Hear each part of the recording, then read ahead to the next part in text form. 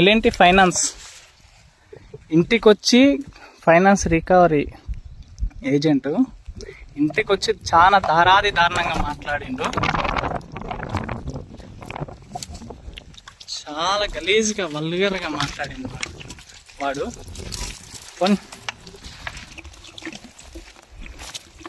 కేవలం ఫైనాన్స్ గురించి ఈరోజు మొత్తం 2 ఈఎంఐలు కట్టిన, అన్నీ చేసిన. కేవలం ఇవాళ వాడు నన్ను ఇంటికి వచ్చి ఇచ్చేది తీసిండు వాడు. అందుకే మొత్తం ట్రాక్టర్కి నా నిప్పానికి ఇచ్చేస్తాం.